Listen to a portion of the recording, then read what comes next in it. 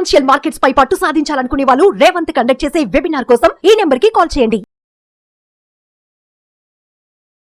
Sir నమస్తే sir Chakradhar గారు. నమస్తే అండి సార్ చక్రధర్ గారు, మ్యూచువల్ ఫండ్స్ కంటే పిఎంఎస్ ఎలా బెటర్ అవుతుందంటారు అసలు? మ్యూచువల్ ఫండ్స్ కంటే కూడా పిఎంఎస్లో అధికంగా లాభాలు వస్తాయి. చాలా మంది అడిగే క్వశ్చన్ ఇదేనండి, నన్ను కాల్ చేస్తారు పర్సనల్గా. సార్ మ్యూచువల్ ఫండ్స్ హ్యాండిల్ చేస్తుంది కొటక్, పిఎంఎస్ కూడా వాళ్ళే హ్యాండిల్ చేస్తున్నారు. ఐసిఐసిఐ మ్యూచువల్ ఫండ్స్ హ్యాండిల్ చేస్తుంది, అలాగే పిఎంఎస్ హ్యాండిల్ చేస్తుంది. అలా మీరు ఏది తీసుకున్నారు, నిప్పాను, మోతిలాల్ ఓస్వాల్, ఎవరైతే మ్యూచువల్ ఫండ్స్ హ్యాండిల్ చేస్తున్నారో సేమ్ వాళ్ళే మళ్ళీ పిఎంఎస్ కూడా హ్యాండిల్ చేస్తున్నారు. సో మరి అలాంటప్పుడు డిఫరెన్స్ ఎక్కడ వస్తుంది, ఎందుకు అత్యధిక లాభాలు మనకి మ్యూచువల్ ఫండ్స్ కంటే కూడా పిఎంఎస్లో వస్తున్నాయని క్వశ్చన్ అవుతున్నారు. అయితే చూడండి, జనరల్గా మీకు మంచి ఎగ్జాంపుల్ చెప్తాను.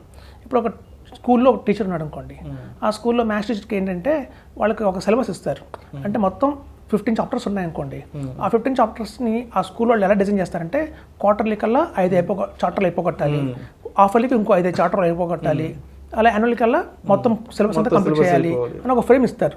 సో ఆ స్కూల్ టీచర్ ఏంటంటే మొత్తం ప్రతి చాప్టర్ చెప్పుకుంటూ పోవాల్సిందే, అందులో ఇంపార్టెంటా అది ఇంపార్టెంట్ కాదా అని తేడా లేకుండా ప్రతి చాప్టర్ కవర్ చేయాలి.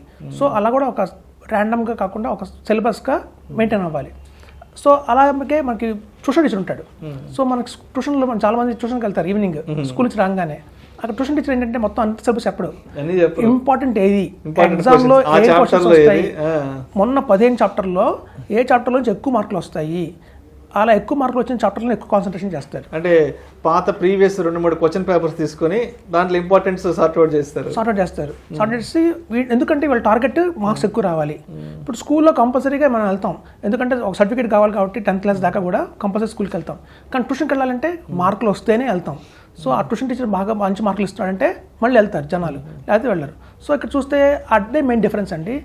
మ్యూచువల్ ఫండ్స్లో ఏంటంటే ఫండ్ మేనేజర్కి ఒక రూల్ ఉంటుంది, నువ్వు ఐటీలో ఇన్వెస్ట్ చేయాలి, ఫార్మాలో ఇన్వెస్ట్మెంట్ చేయాలి, బ్యాంక్లో ఇన్వెస్ట్మెంట్ చేయాలి, అలా ప్రతి ఒక్క సెక్టర్లో ఇన్వెస్ట్మెంట్ చేయాలి, గైడ్లైన్స్ ఉంటాయి.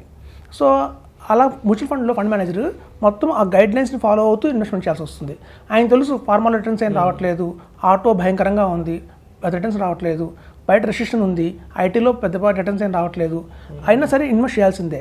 ఎట్లయితే ఒక స్కూల్ టీచర్ ప్రతి ఒక్క సిలబస్ ప్రతి ఒక్క చాప్టర్ చెప్తూ వెళ్ళాల్సిందో కంపల్సరీ ఉంటుందో, అలాగే ఇక్కడ మ్యూచువల్ ఫండ్స్లో ఫండ్ మేనేజర్కి ప్రతి ఒక్క ఐటీ ప్రతి ఒక్క సెక్టర్లో ఇన్వెస్ట్మెంట్ చేయాలి. అలాగే చూడండి, మన ట్యూషన్ టీచర్ లాగా పిఎంఎస్లో టీచర్కి ఇన్ని సబ్జెక్టులు చెప్పని రూల్ ఏం లేదు, చాప్టర్స్ అని చెప్పని రూల్ ఏం లేదు. కేవలం ఎట్లాంటి స్టాక్స్ కొంటే రిటర్న్స్ ఎక్కువ వస్తాయి, ఈ టైంలో ఫార్మా బాగుందా ఇన్వెస్ట్ చేస్తారు, ఈ టైంలో మ్యానుఫ్యాక్చరింగ్ బాగుంది, డిఫెన్స్ బాగుంది, సోలార్ ఎనర్జీ, పవర్ ఎనర్జీ బాగుంది, ఇట్లాంటివి ఏదైతే కీలకంగా ఉన్నాయో ఇన్వెస్టర్కి రిటర్న్స్ భారీగా వస్తాయో అట్లాంటి సెక్టర్స్ మాత్రమే ఇన్వెస్ట్ చేస్తారు తప్ప వీళ్ళ మొత్తం ప్రతి ఒక్క సెక్టర్లో ఇన్వెస్ట్ చేసుకుంటూ రావాలని రూల్ ఏం లేదు. సో కాబట్టి ఇక్కడ మీకు ఏంటంటే ఫండ్ మేనేజర్కి చాలా చాయిస్ ఉంటుంది, ఒక ఫ్రీడమ్ ఉంటుంది అనమాట ట్యూషన్ టీచర్ లాగా. సో వాళ్ళ గోల్ ఎట్లయితే మార్క్స్ తెప్పించాలని ఉంటుందో వీళ్ళకి రిటర్న్స్ ఇవ్వాలని గోల్ ఉంటుంది అనమాట.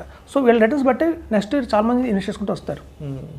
ఇప్పుడు చూస్తే గణనీయంగా మొత్తం ఏపీ తెలంగాణ చూస్తే మనం గత 4 సంవత్సరాల క్రితం చూస్తే పర్ మంత్ మనకి ఒక్కొక్క మొత్తం ఏపీ తెలంగాణలో 5 అప్లికేషన్స్ వచ్చాయి పిఎంఎస్. మొత్తం పిఎంఎస్లో ఇన్వెస్ట్ వాళ్ళు ఎవరంటే 5 ఉండేవాళ్ళు అంతే. కానీ ఇవాళ రోజున ఎలా మారిందంటే మొత్తం ఏపీ తెలంగాణలో పర్ మంత్ 500 అప్లికేషన్స్ వస్తున్నాయి. 500 అంటే చూడండి ఎంత అవేర్నెస్ పెరిగింది పిఎంఎస్ మీద అని. ఇప్పుడు చూడండి, పిఎంఎస్ మనకి మ్యూచువల్ ఫండ్స్లో చూస్తే ఎంత ఫండ్స్లో ఇన్వెస్ట్ చేసినా కూడా, ఎంత బ్రహ్మాండమైన ఫండ్స్ తీసుకున్నా కూడా మనకి కేవలం 12 to 15% కంటే రిటర్న్ రాదు.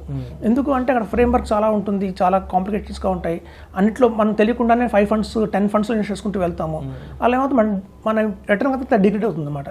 సో దానివల్ల ఏమవుతుందంటే లాస్ట్ 20 years తీసుకుంటే మనకు ఎవరైనా 50 lakhs కనుక ఇన్వెస్ట్ చేస్తే మ్యూచువల్ ఫండ్స్లో మనకి 20 yearsలో వచ్చేది 8 crores మాత్రమే వస్తుంది. కానీ అదే మనకు పిఎంఎస్లో కనుక 50 lakhs ఇన్వెస్ట్ చేస్తే 20 yearsలో మనకు వచ్చేది ఎంత అంటే 20 crores. అంటే గణనీయంగా 12 crores మనం అధికంగా లాభం పొందుతున్నాం. ఇప్పుడు చూడండి, మ్యూచువల్ ఫండ్స్లో వచ్చేసి మనకి ఎక్స్పెన్స్ రేషియో ఏదైతే ఉంటుందో మీరు స్టార్టింగ్ నుంచి ఎండింగ్ దాకా అదే ఎక్స్పెన్స్ రేషియో మెయింటైన్ అవుతుంది. 1.75% ఎక్స్పెన్స్ రేషియో తీసుకున్నారు అంటే ఇయర్ ఆన్ ఇయర్ అదే ఉంటుంది.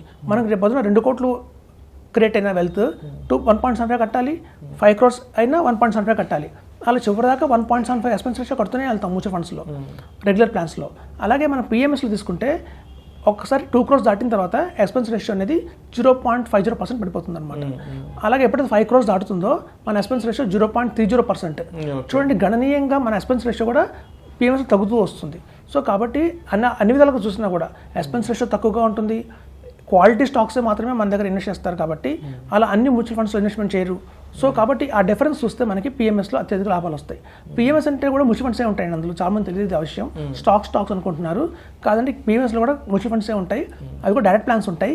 సో అట్లా డైరెక్ట్ ప్లాన్స్ మ్యూచువల్ ఫండ్స్లో కన్నా పిఎంఎస్ ద్వారా ఇన్వెస్ట్మెంట్ చేసుకుంటే అత్యధిక రిటర్న్స్ వస్తాయి. ఇప్పుడు చూడండి, మనం రెగ్యులర్ ఒక అడ్వైజర్ కలుస్తాం, అడ్వైజర్ కలిస్తే ఆ అడ్వైజర్కి ఉన్న నాలెడ్జ్ ప్రకారం ఒక 5 ఫండ్స్ సెలెక్ట్ చేస్తారు. కానీ పిఎంఎస్లో ఒక 5 ఫండ్స్ సెలెక్ట్ చేస్తారు, ఒక బోర్డ్ ఆఫ్ అడ్వైజర్స్ కూర్చుంటారు, దగ్గర 10 నుంచి 12 మంది అడ్వైజర్లు కూర్చొని డిజైన్ చేస్తున్న ప్రోడక్టే పిఎంఎస్.